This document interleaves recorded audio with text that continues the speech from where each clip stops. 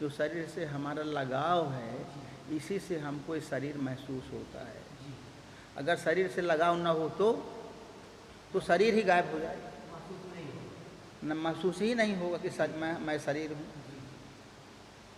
तो जब नहीं महसूस होगा तो उसके संस्कार नहीं पड़ेंगे। जब महसूस होता है तब उसके संस्कार पड़ते हैं। जब हमारा आपसे प्रेम होता है तो आपके घर में कोई खुशी होती है तो हमको भी खुशी आती है। जब दुख होता है तो हमको भी दुख लगता है। और जब कोई मतलब ही नहीं है, तो कोई आसक्ति नहीं, कोई मतलब नहीं, तो सुख भी हो तो कोई हमें मतलब नहीं, दुख भी हो तो हमें कोई मतलब नहीं। तो ये शरीर के जो धर्म है, उस साधक को किसी भी प्रकार से परेशान नहीं कर सकते, क्योंकि उसको उससे अटैचमेंट नहीं, लगाव नहीं है, लगाव ही नहीं उससे। तो खाएगा, पिएगा, बोलेगा, बैठेगा, लेकिन उसका जो अंदर से कनेक्शन है कट गया। उसका अंदर से जो लगाव है शरीर के प्रति ख़त्म हो गया। कोई लगाव ही नहीं शरीर से। जब शरीर से लगाव नहीं रहता तब उसकी क्रियाएं कैसी होंगी कि वो उसकी क्रियाएं होगी बिनु पद चलई, सुनाई बिनु काना, कर बिनु करम, करई विधि नाना। बिना पैर के चलेगा और बिना कान के सुनेगा कि सुनने में कोई उसको रुचि नहीं, रुचि भी नहीं, अरुचि भी नहीं। आवाज़ आ रही सुन लिया, चलता है लेकिन चलने में कोई आसक्ति नहीं है। जहाँ कोई ले जाएगा चला जाएगा, जहाँ नहीं ले जाएगा नहीं जाएगा। इस प्रकार से उसकी सभी क्रियाएं अनासक्त भाव से होती हैं, अनासक्त भाव से होती हैं। ये उस साधक के लक्षण होते हैं। तो जब उस साधक के ऐसे लक्षण हो जाते हैं कि उसको शरीर की क्रिया, शरीर के धर्मों का ज्ञान नहीं रहता, क्योंकि उसमें आसक्ति नहीं है, तो उसके अंदर जो विकार होते हैं, काम, क्रोध, लोभ, मोह, मद, मत्सर, इन विकारों से में भी उसे कोई आसक्ति नहीं होती। विकारों से भी उसकी कोई आसक्ति नहीं होती। फिर वो कैसे कार्य करता है, कैसे विकारवान हो सकता है? तो अपनी इच्छा से विकारवान भी नहीं हो। यदि उसको भगवान कहते हैं कि तुमको ये काम कर लो, ये गलत काम है लेकिन तुमको करना पड़ेगा, तो कर सकता है। उसमें पूरा परमात्मा का गाइडेंस हो जाता है। वो कहते हैं, गुरु भगवान कहते हैं कर लो तो कर ले, आदेश दे देते हैं। अब कहते ना करो तो नहीं करता है। तो उसकी कोई इच्छा नहीं रह जाती, अपनी इच्छा से कोई कार्य नहीं करता, कि भगवान के ऊपर डिपेंड हो जाता है। उसकी कोई इच्छा, तो शरीर से कोई लगाव नहीं, कोई इच्छा नहीं, तो दूसरा सहारा मिलेगा ना उसको, वो सहारा परमात्मा का मिल जाता है। तो उस तरीके से वो कार्य करता रहता है, उसका जीवन चलता रहता है। तो जब भगवान पैदा हुए अयोध्या में तो सब लोग खुश हो गए, नर नारी, बूढ़े, लड़कवा सब खुश हो गए। तो नगरवासी कहीं कोई नहीं है। नगरवासी अपने शरीर के विचार ही नगरवासी, अपने शरीर के जो इंद्रियां हैं, देवी देवता हैं, स्थूल शरीर, सूक्ष्म शरीर, कारण शरीर, यही सब देवी देवता है। दूसरा कोई वहाँ नहीं है। देखिए, पूरे साधक के लिए एक साधक के अंदर की कथा है, एक साधक के अंदर ये कथा चल रही है। तो हमारे अंदर के जितने देवी देवता हैं, इसके अंदर, शरीर के अंदर, हम लोग ये सोचते हैं कि यार हम अकेले हैं। आदमी सोचता है कि हम अकेले हैं, अकेले नहीं हैं। हमारे अंदर पूरा ब्रह्मांड समाया हुआ है। हमारे अंदर, आपके अंदर, हर व्यक्ति के अंदर पूरा ब्रह्मांड समाया है। हमारी एक एक बात पूरे ब्रह्मांड में रिले हो रही है। जो हम लोग बोलते हैं, हम लोग सोचते हैं कि हम तो किसी से बताए नहीं, वो कैसे जान गया। हम लोग ये सोचते हैं मन में कि हम तो किसी से नहीं बताए, और कैसे उसको पता चल गया। तो जानते हैं, फिर आदमी, दूसरा आदमी कहता है शायद तुम जानते नहीं हो, दीवाल के भी कान होते हैं। आज एक कहावत है कि तुम न बताओ चाहे, पर दीवाल के भी कान होते हैं। उसका क्या तात्पर्य हुआ? उसका तात्पर्य हुआ कि हम लोग जो कुछ भी करते हैं, हम लोगों की कोई भी क्रिया व्यक्तिगत नहीं है, सब पूरे ब्रह्मांड में रिले हो रही है। हम जो बोलते हैं, हमारी अभी बोली हुई आवाज़ सूर्य भी जानता है, चंद्रमा भी जानता है, तारे भी जानते हैं, सब पूरा ब्रह्मांड में वो रिले हो गई बात। वो कैसे रिले हो गई? वो ऐसे रिले हो गई कि हमने बोला तो जो हम बोलते तो हमारी आत्मा जान गई ना। हमारी आत्मा साक्षी है ना सबका, वो आत्मा जान गई। और आत्मा है किसका रूप? ईश्वर अंश जीव अविनाशी। वो जीव परमात्मा ईश्वर का अंश है। ईश्वर जान गया, जो हमारी आत्मा जानी तो ईश्वर भी जान गया ना, क्योंकि उसी का अंश तो है, ईश्वर तक पहुंच गई। जब ईश्वर जाना तो परमेश्वर भी जान गया। भाई ईश्वर परमेश्वर दोनों कनेक्ट हैं, वो परमेश्वर जान गया। जब परमात्मा जान गया तो सब कोई जान गया ना। परमात्मा तो सब जगह व्यापक तत्व है, सब कोई जान गया। तो देखिए, आप भजन करते हैं, हम भजन करते हैं, कोई भजन करता है। अब जहाँ कोई भजन में आगे बढ़ने लगा तो उधर इंद्र का जो माथा है वो ठनकने लगता है। इंद्र का माथा ठनक कि ये जो साधक साधना कर रहा है। अब देखिए कितने साधक साधना कर रहे होंगे, करोड़ों साधक साधना कर रहे होंगे। भाई गृहस्थ विरक्त मान लीजिए, सब मिला करके सब लोग भगवान के भजन में लगे हैं, लेकिन सब पर नज़र रहती है इंद्र की। जितने साधक साधना करते हैं वो सब पर नज़र रहती है। उसके पास ऐसे ऐसे नाचने गाने वाले हैं, उसके पास ऐसे ऐसे देवता हैं, अग्नि देवता, वायु देवता और वरुण देवता और सूर्य देवता, चंद्र, सब देवता हैं। और सब नाचने गाने वाली अप्सराएं हैं, वो सब रहती हैं। वो जैसे ही वो सोचता है कि उसके ऊपर अटैक हो रहा है, अब कोई साधक साधना कर रहा है, अब अगर साधक साधना कर लेगा तो वो भगवान के पास पहुंच जाएगा, माने मन की सीमाओं को लांघ जाएगा, पार कर जाएगा। तब इंद्र का इंद्रासन छिन जाएगा। इंद्र का जो इंद्रासन है वो छिन जाएगा। वो क्योंकि ऊपर निकल गया ना, उस पर कंट्रोल करेगा। इंद्र के ऊपर इंद्र है अपना मन है, मन पर कंट्रोल करेगा। ऐसे ही उसका सिंहासन डोलने लगता है कि ठीक नहीं है, इसको जल्दी से डाउन करो, इसको संसार में ही रहने दो, इसके लिए काम डाल दो, काम को भेजो। तो काम के बाद मेनका भेज देगा, रंभा भेज देगा, और कैठो रही है नाचने वाली। हाँ, ये रहती हैं, इन सबको भेज देगा कि जल्दी उसको नष्ट करो, वो हमसे आगे ना निकालने पाए। वो नहीं, अगर गाय फेल हो गई तो आगी जला देगा चारों तरफ। अगर वो उससे बच गया, नहीं साधक करा तो पानी बरसा देगा। उससे अगर बच गया तो हवा चला देगा। उससे बच गया तो सूर्य का ताप बढ़ा देगा।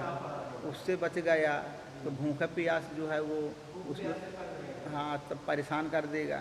तो उस प्रकार से साधक को हर प्रकार से कोशिश करता है। नहीं तो रिद्धि सिद्धि भेज देता है कि जाओ तुम उसको किसी ढंग से ठगो, ये हमारी सीमाओं से बाहर ना निकलने पाए, नहीं तो अगर निकल जाएगा तो हमारे पर कंट्रोल कर ले। मन पर कंट्रोल करना ही उसका सिंहासन लेना है। मन के ऊपर कोई कंट्रोल कर लिया वही उसका सिंहासन लेना है। तो साधक निकल नहीं पाते, कहीं ना कहीं फंस जाते हैं। कहीं सोने में फंस गए, कहीं धन में फंस गए, कहीं इज्जत में फंस गए, कहीं किसी न किसी चीज़ में फंस जाते हैं। अगर कोई ऐसा हुआ कि किसी चीज़ में ना फंसे, तब फिर वो साधक उससे आगे निकलता है। तो खींचता है मन की कहीं कोई हमसे आगे ना निकल जाए। अगर कोई आगे निकलना चाहता है तो उसको तुरंत खींचता है। अब बताइए उसकी बुद्धि कितनी तीव्र है मन की, यानी इंद्र की, कि सब साधकों पर नज़र रखता है, सब पर नज़र रखते। कोई साधक निकल तो नहीं रहा आगे, कोई भजन तो नहीं कर रहा, ज़्यादा देर तक तो नहीं बैठता है, तो यही कर देगा, किसी को निद्रा पैदा कर देगा, ये भजन न कर पावे, सो जाए जल्दी से। इसको ज़्यादा खाना खिला दें, सो जाए तो अपना सोता रहेगा। ऐसा उपाय करता है कि ये हाँ, तो वो झगड़ा करवा देगा आपस में, बाबर मूड फोड़वा डाली कि जब उन्हें ईर्षा द्वेष पैदा हो जाएगी, अब भजन न कर पाई। तो देखिए हमारे साधना की रिपोर्ट कहाँ जा रही है? इंद्र तक जा रही है। हाँ, वो सब रिपोर्ट रखता है, हर साधक की, हर बाबाओं की रिपोर्ट रखता है कि कोई साधक गृहस्थों में जो भी भजन करते हैं सबका रिपोर्ट रखता है, और जो आगे बढ़ता है उसको गिरा देता है नीचे। संसार में रहो, क्योंकि संसार का राजा है इंद्र, संसार को कंट्रोलर है, वो कंट्रोल करता है सबको। तो हमारी साधना, हम सोचते कि हम राम भगवान का नाम जप रहे हैं, ध्यान कर रहे हैं, सब कुछ कर रहे हैं, लेकिन कहाँ तक ये बात जा रही है हम सोचते हम ही तक जानते हैं। हम अपना भजन हम ही मालूम होगा ना, आपका भजन आपको मालूम है, पर हमारा भजन इंद्र को मालूम है सब, इंद्र को मालूम है और परमात्मा को मालूम है। इसलिए मालूम है क्योंकि वो सब वो हर समय हमारे ऊपर कंट्रोल रखते हैं, गाइड रखते हैं, हमारे हर हरकतों को भाई वही परिणाम देते हैं ना। अच्छे बुरे का जो परिणाम मिलता है साधक को कौन देता है? ईश्वर परमात्मा। तो जब हमारा हर हरकत देखेंगे तब न परिणाम वैसा परिणाम देते हैं। तो हमारी हरकतों के साक्षी कौन है? परमात्मा है। परमात्मा साक्षी है तब, वो हमारे हर हरकतों को देखने वाला है। और उसी के अंडर में इंद्र वगैरह सब रहते हैं, ये सब कार्य करते हैं। हाँ, सब कार्य करते हैं। तो भगवान जब पैदा हो गए अवध में तो सब लोग जान गए कि भगवान पैदा हुए, प्रकट हुए। भाई प्रकट कृपाला, दीन दयाला, कौशल्या हितकारी। जब कोई साधक आर्त भाव से भगवान को पुकारता है तब भगवान उसके हृदय में पैदा हो जाता है। जब उसके शरीर के अंदर तमाम विकार भर गए, काम क्रोध लोभ मोह मद मत्सर आदि के विकार भर गए, अब आदमी सोचता है कि दुनिया में रहना ठीक नहीं है, चलो कहीं मर जाएंगे, अब ठीक नहीं है, कहीं आत्महत्या कर लें, अब ठीक नहीं है। तब भगवान पर इतना दुखी हो जाता है साधक, तब कहते चलो भगवान का भजन करेंगे, अब ठीक नहीं है, यहाँ घर द्वार में रहना है। तो फिर आदमी भागता है वहाँ से, भगवान की शरण में आता है। तब भगवान को स्वीकार करते हैं कि ये साधक अब संसार से पूरा उदास हो गया है, अब मेरी शरण में आ गया है, अब मैं इसको ब्रह्म ज्ञान को उपदेश दूंगा और अपने में मिलाने की कोशिश करूँगा। अब जब मिलाने की कोशिश करेंगे तो उधर देवी देवता इंद्र खड़े हैं, वो कहें भैया न जाओ उधर, मैं कुछ नहीं रखा भगवान क्या तुम जाओगे, हमारे इधर आनंद है, संसार यहाँ है, यहाँ आनंद लो ना, सब हम तुम्हें आनंद दे रहे हैं। यह भगवान की ही माया है, विद्या दोनों भगवान ने बनाया। तो फिर साधकों को बढ़ने नहीं देता, इंद्र खींच ले जाता अपने तरफ। अगर कोई साधक साधना कर ले गया तो परमात्मा के पास पहुंच जाता है, साधना न कर पाया तो इंद्र संसार में हिला के फिर पटक देता है। तो फिर भगवान पैदा हो गए, और भगवान जब पैदा हुए तो सबको प्रिय हैं, सबको अच्छे लगते हैं।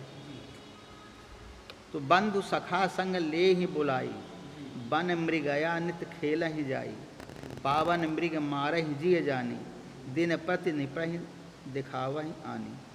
श्री रामचंद्र जी भाइयों और इष्ट मित्रों को बुलाकर साथ ले लेते हैं और नित्य वन में जाकर शिकार खेलते हैं, मन में पवित्र समझकर मृगों को मारते हैं और नित्य प्रतिदिन लाकर राजा दशरथ जी को दिखलाते हैं। अब क्या करते हैं? राम जो है लीला करते हैं, राम की लीला चालू हो गई। तो कहते हैं कि भगवान कहाँ जाते हैं? मृगया में जाते हैं। मृगया मतलब शिकार करने जाते हैं। एक तो बाहरी दृष्टि से देखा जाए तो भाई राजा के लड़के हैं तो उनको शिकारे करने का शौक़ रहता है। जैसे भानु प्रताप फंस गया था शिकार करते करते, हाँ, तो उसको राक्षस रावण होना पड़ा। ऐसे जो राजाओं के लड़के शिकार में रुचि रखते हैं, परंतु इसमें जो अंतर जगत की बात है, इसलिए कहते हैं कि मृगया के लिए जाते हैं, शिकार करने जाते हैं। तो भगवान की क्या शिकार करेंगे? जब किसी साधक के हृदय में भगवान पैदा होंगे तो किसका शिकार करेंगे?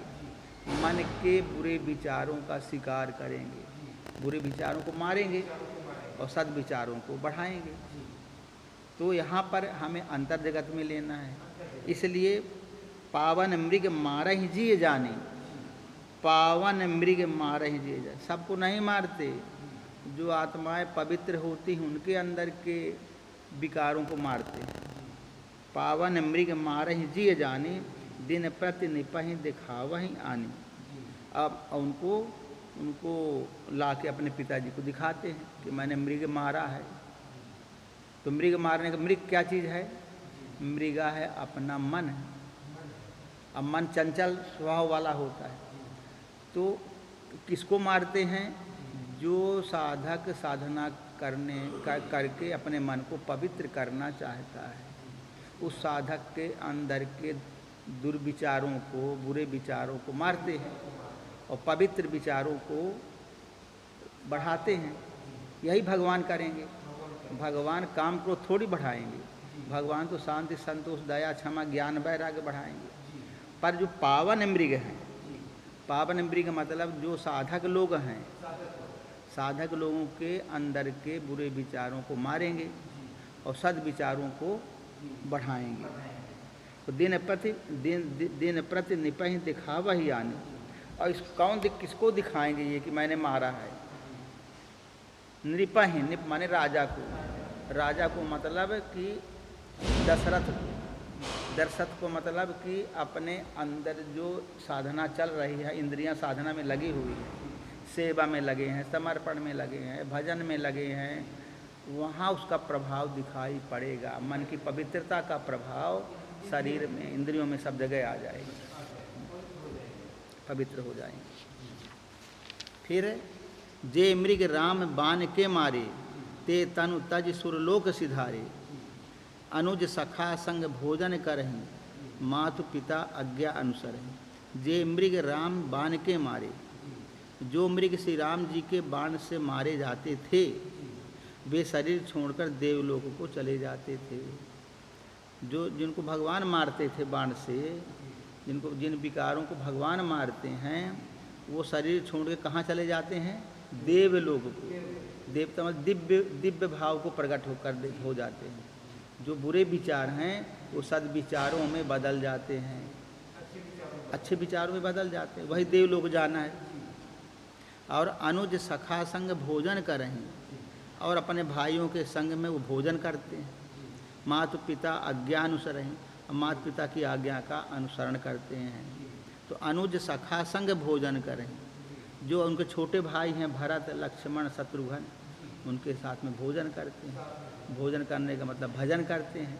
साधक जब भजन करता है उसके साथ में भाव रहता है, सत्संग रहता है और ज्ञान रहता है और विवेक सब रहते हैं।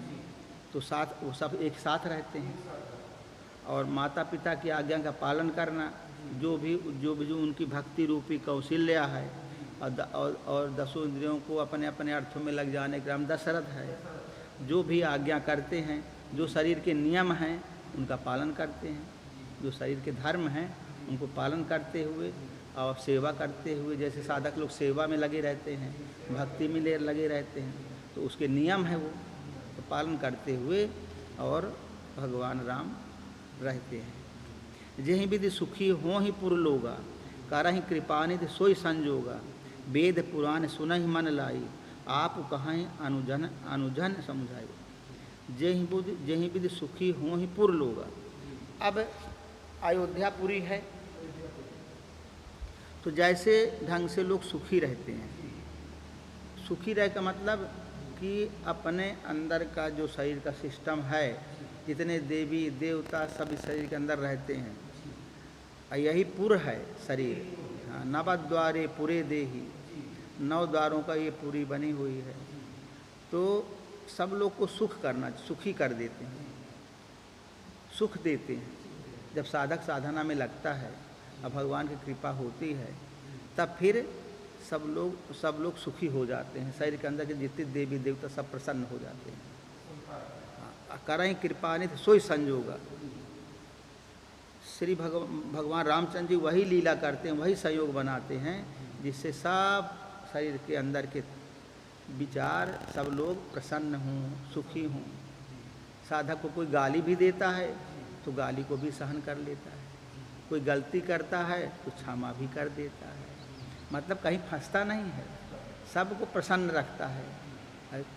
ऐसा उसके पास कला आ जाती गुरु भगवान की कृपा से कि वो सबको प्रसन्न रखता है, किसी को समझा देता है तो प्रसन्न रखता है। देखिए प्रकृति में बहुत सारे द्वंद्व है, विघ्न है। अब उन विघ्नों से कैसे हम मुक्ति पाएं? तो कहीं समझा के हम उसको हल कर सकते हैं, कहीं डांट के हल करना पड़ता है, कहीं जो है प्रेम से हल करना पड़ता है। तो हर प्रकार की युक्तियां लगती हैं ना किसी चीज़ को करने के लिए। तो जो साधक सही होता है वो हर प्रकार से उसको सॉल्व कर देता है, हल कर देता है। अब भगवान देखिए, कृष्ण भगवान थे, तो कृष्ण भगवान के ऊपर वो जरासंध ने 18 बार चढ़ाई किया, 18वीं बार वो जीत गया। तो कहा कि इसको भगाओ अहिर को, यादव इसको भगा दो, नहीं तो ये हम लोगों को नष्ट कर देगा। तो पीछे पड़ गए काल यवन, और काल यवन से बोले इसको भगाओ। तो कृष्ण भगवान बलदाऊ सोचे कि चलो भाग चले हम लोग, अब इससे जीतना मुश्किल है। अब भगवान की लीला देख, कैसे भगवान लीला करते हैं। तो भगवान सोचे कि अब ठीक नहीं है, मथुरा में रहना ठीक नहीं, क्योंकि ये बड़ा भारी ताकतवर है ये जरासंध, इसको हम जीत नहीं सकते। 18वीं बार साथ जीत गया, तो अब क्या करेंगे? ऐसे ज़िंदगी भर लड़ना ही पड़ेगा, हमारी शांति पूरी भंग हो जाएगी। और उसने कहा कि इसको पकड़ो, कृष्ण को बलराम को। तो दोनों भागे तो पहाड़ी में चढ़ गए, और पहाड़ी को घेर लिया काले यवन ने। अब सोचे अब कहाँ जाएं? तब ध्यान में आया कृष्ण भगवान के कि इसका जो है, इसको एक ठो गुफा थी, मुचकुंद गुफा, तो वहाँ पर एक ऋषि रहते थे मुचकुंद नाम के। तो उनको ये था, उनको मालूम था उस कृष्ण भगवान को कि वो ओढ़ के चद्दर पड़े रहते थे, और अगर कोई उनको डिस्टर्ब कर दे, सोते हुए जगा दे, और अपना खोल के चद्दर ऐसे देख लें तो वो भस्म हो जाता था। तो काल यवन को भस्म करना था। काल यवन लड़ने के लिए आया था, और बड़ा शक्तिशाली था। तो फिर वो गए, तो उसको वो अपने आश्रम में उसे गए, तो वो चद्दर ओढ़े पड़ा था। तो चद्दर वो नहीं था, ये कृष्ण भगवान पड़ गए चद्दर ओढ़ के काल यवन की जगह, उसके मुचकुंद के जगह पे। तो जब ये पड़ गए, तब जा कर के वो आया, नहीं ये नहीं पड़े, वही पड़े थे मुचकुंद ऋषि। वो जाके छिप गए आश्रम में। तो छिप गए, तो काल यवन आया ढूंढते कि कृष्ण कहाँ गया, मैं तेरे को अभी बताता हूँ। तो वो जाके जैसे चद्दर खोले, पकड़ के खींचे, तो वो दिखाए, बड़ी लाल आँखी दिखाया वो मुचकुंद ऋषि रहे, और जैसे आँखों से किरणें निकली, इसको भस्म कर दिया काल यवन को। काल यवन खत्म हो गया। अब सोचे ठीक है, अब ये हमारा जो पीछा करने वाला था, यही सबसे बड़ा ताकतवर था काल यवन। फिर भागे वहाँ से दोनों, कृष्ण बलराम। तो भागत के अब ये पावे ना हमें कब। तो मथुरा छोड़ के अब पहुँच गए जाके द्वारिका। अब वो जरासंध सोचा कि अच्छा भाग गया, अब हमारा कनिष्कंटक राज्य हो जाएगा। हाँ, तो सब राजाओं को जीत जात के और अपना राज्य काम कर लिया। अब बोले अच्छा नहीं, चला गया। पर वो जो है कृष्ण भगवान, फिर जब उनका वो होना था ना, युधिष्ठिर का राजयुग होने वाला था, राजसो यज्ञ होने वाला था, तब फिर सोचे कि अब जरासंध से फिर पड़ेगा, उसको जीतना पड़ेगा, तब राजसो यज्ञ हो सकता। और उसकी क्या करना पड़ेगा उसके लिए, उसको मारना पड़ेगा या हराना पड़ेगा। और वो हारने वाला था। अब तो फिर जा कर के उसको किसी प्रकार से मारे। 3 जने गए थे, कृष्ण, भीम और अर्जुन, 3 लोग गए थे। तो ये सोचे ऐसे तो मार नहीं पाएंगे लड़ाई में, तो द्वंद्व युद्ध किए। फिर द्वंद्व युद्ध में उसको कृष्ण भगवान मरवा डाले। मारा भीम ने, लेकिन युक्ति बताने वाले कृष्ण भगवान। तो इस प्रकार से उसको मारे जरासंध। तब राजसूय यज्ञ हुआ, तब फिर वो धर्मराज युधिष्ठिर फिर राजा बने। धर्मराज युधिष्ठिर राजा बने फिर बाद में। तो ये कहानी आती है। तो कहने का तात्पर्य ये हुआ कि देखिए कृष्ण भगवान कहीं पर देखिए लड़ाई करके बहुत लोगों को मारे, राक्षसों को। इतने ताकतवर थे कि जब कंस जैसे अपने मामा को मार डाले 11 साल की उम्र में, कृष्ण 11 साल के थे, तब कंस बड़ा राजा था, उसको पटक के मार डाले। मार डाले थे। और तो अब देखिए जरासंध से भाग गए छोड़ करके। तो जो साधक होता है कहीं भाग जाता है, कहीं लड़ लेता है, हर युक्ति जानता है, कहीं भाग जाता है। अब देखिए उनका जो है जब भागे थे तो डाकौर जी है गुजरात में, तो वहाँ उनका मंदिर बना है डाकौर जी का। रणछोड़ मंदिर है वहाँ पर। तो बताए कौन भगवान का, कहीं रणछोड़ भगवान का मंदिर। तो रण छोड़ के भाग गए तो रणछोड़ नाम पड़ गया। अब कोई रणछोड़ को बुरा मानता है? उनके रणछोड़ को भी लोग अच्छा मानते कि रणछोड़ दास का मंदिर है, रणछोड़ का मंदिर। तो रण छोड़ दिए तो रणछोड़ हो गए। तो भगवान की बुराई को भी आदमी भलाई मानता है, भगवान की बुराई को भी मनुष्य भलाई मानता है। तो भगवान ये सब हम लोगों के लिए उपदेश है कि कहीं हम लोगों को हारना भी पड़ता है। प्रकृति को आप चाहें कि हम ऐसे जीत लें कि कोई हमारे सिवा कोई नहीं है, ऐसा नहीं होता। आप कहिए कि हम सबको जीत लें, नहीं जीत सकते। ये प्रकृति बड़ी अनिर्वचनीय प्रकृति है। राजा भानु प्रताप थे, उन्होंने सोचा कि मैं पूरे पृथ्वी का चक्रवर्ती सम्राट बन जाऊं, तो सम्राट बन गए। अब देखिए जिनको उन्होंने जिन राजाओं को मार मार करके, राक्षसों को मारे थे, कुछ राजाओं को सब कंट्रोल कर लिए, अब पूरी पृथ्वी के राजा बन गए। अब सब जो जिनको कंट्रोल किए थे वो सब जलते थे अंदर ही अंदर, विरोधी हो गए सब। अब सोचते थे कि कैसे इसको डाउन किया जाए। हाँ, सबको मार डाला था उसको, बिल्कुल चक्रवर्ती सम्राट। राजसो यज्ञ वो कर रहा था, पूरा अच्छे यज्ञ कर रहा था।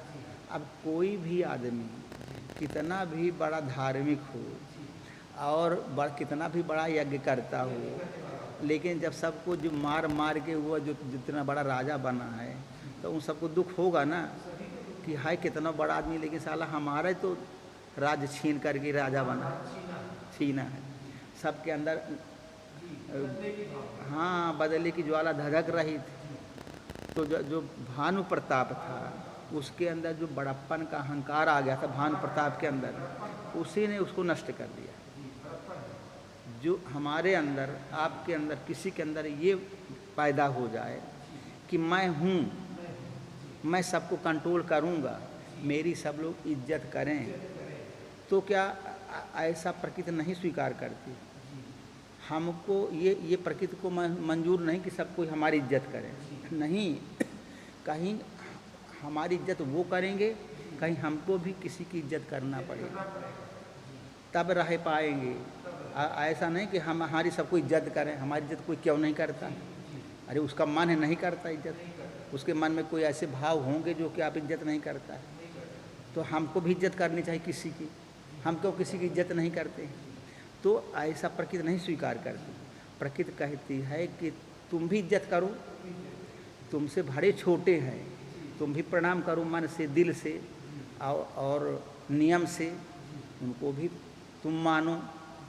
अब बड़े हो तो उनको भी मानो, छोटे हैं उनको भी मानो, सबके अंदर घुस जाओ और तब वो तुम्हारी इज्जत करेंगे। जब उनके दिल को जीतोगे तब ना तुम्हारी इज्जत करेंगे।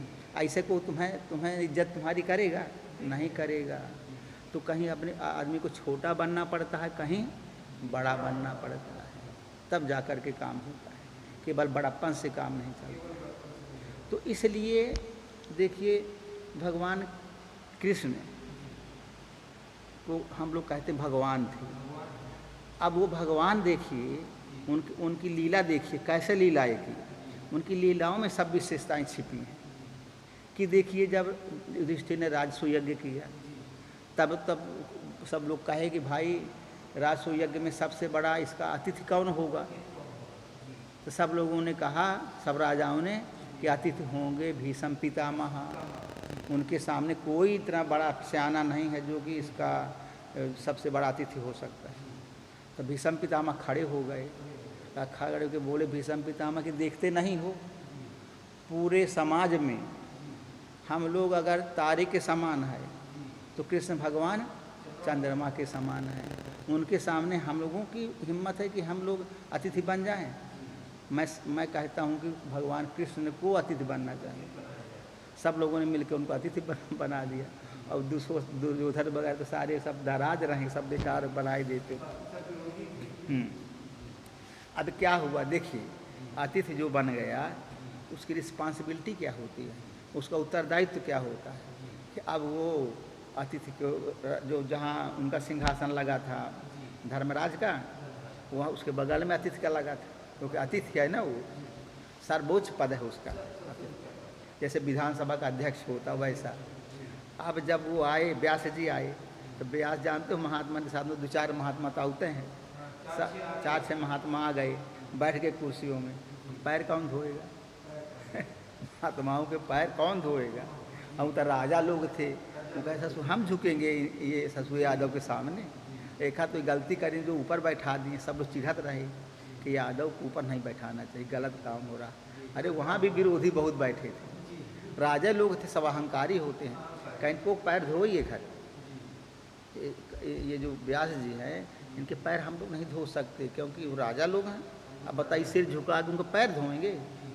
कितने बड़े अपमान की बात है। तो कृष्ण भगवान उठे, बोले पैर हम सबका धोएंगे। तो ले आए परात पानी और सब महात्मा के पैर धोए। तो देखिए, जो इतने ऊंचाई में जा कर के जो पूरे समाज का अतिथि बना है, अगर वो इतने नीचे आ जाता है कि सब महात्माओं का पैर धोता है, तो कितनी बड़ी समान माने उसके अंदर गुण है, क्षमता है कि उतने ऊंचे से नीचे आ कर के तो कह देते हैं ना कि भाई आप लोग धो लीजिए ना, आए महात्मा लोग आए हैं, अब मुझको यहाँ बैठा के कुर्सी में मैं पैर धोने जाऊँगा, कह सकते थे।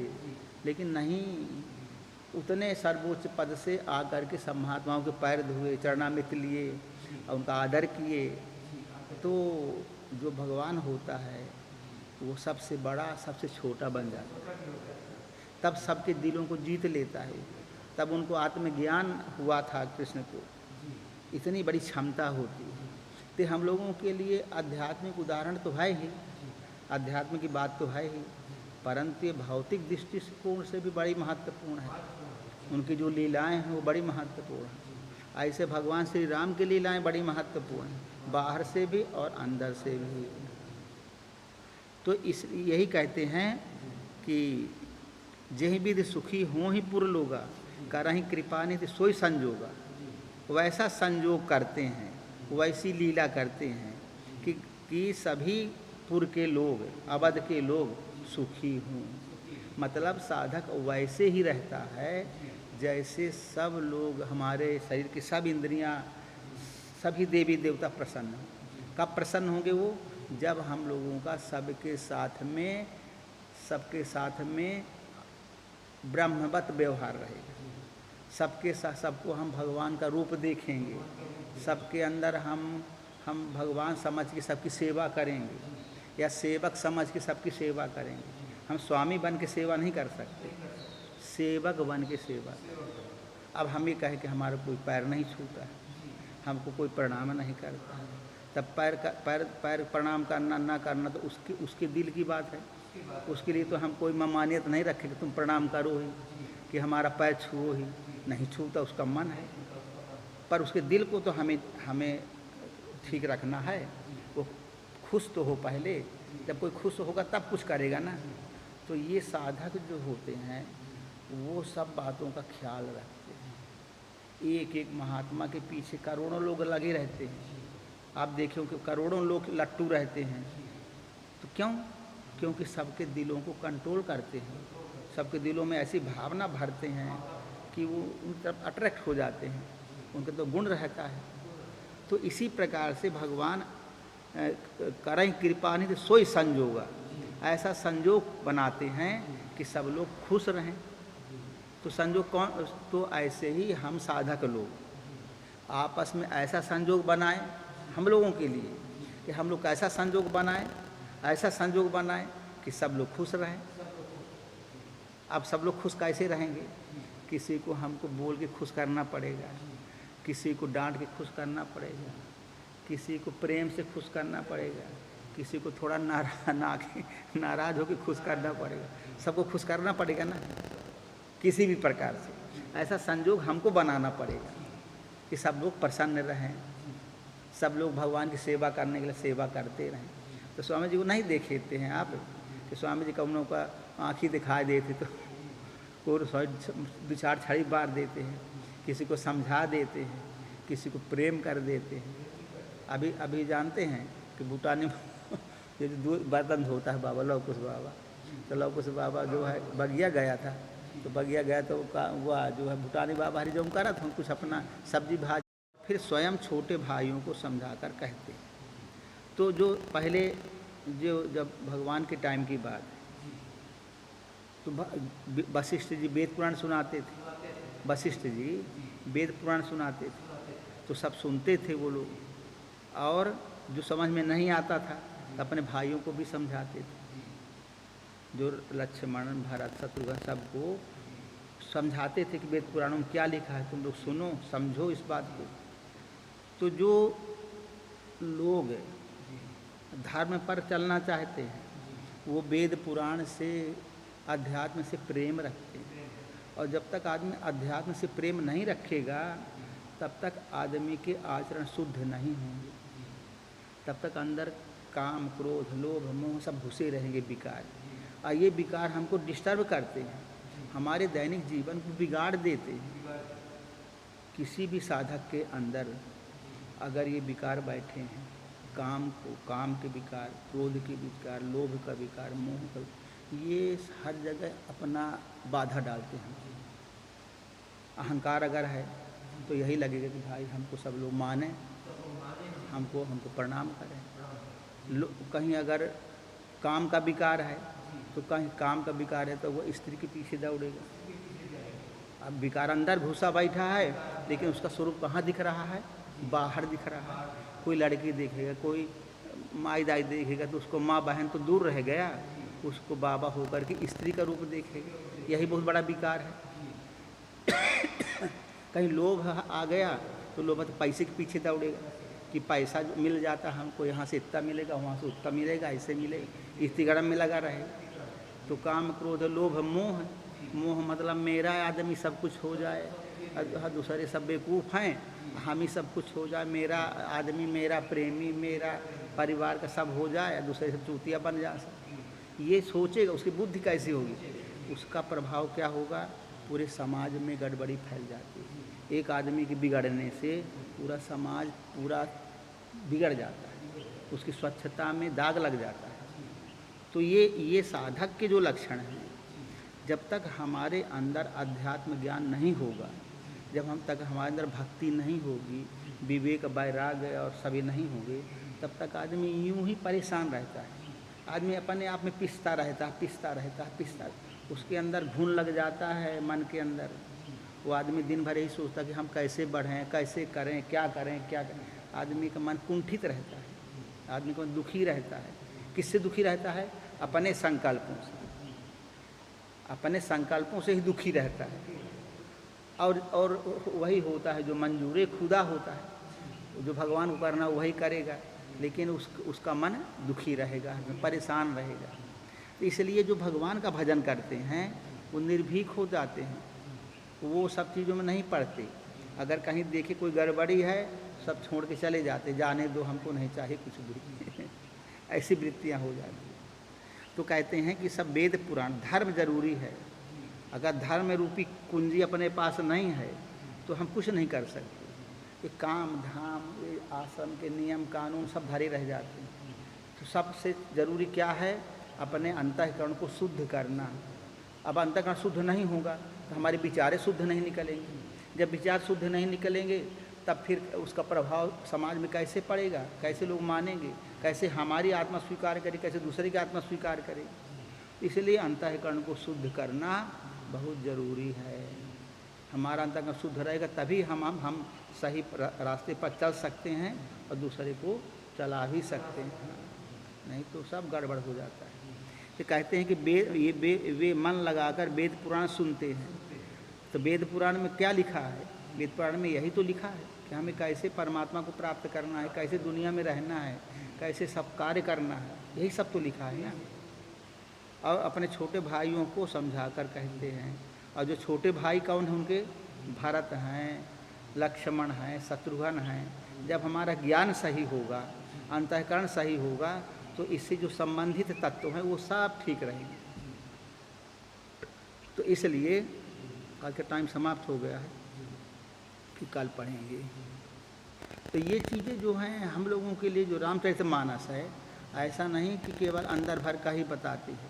अगर बाहर के उदाहरण लेना चाहें, उसको भी ये बता देती है कि हाँ ये ऐसे होना चाहिए, कैसे हमें समाज में रहना है, अंतःकरण को शुद्ध करना है, तो ये भी हमें इससे पता चलता कैसे अंतःकरण को शुद्ध करें। तो गोस्वामी जी ने यही समझ करके बाहर की कथा और अंदर की कथा, दोनों कथाओं को उन्होंने बताया है। ओम श्री सद्गुरुदेव भगवान की जय।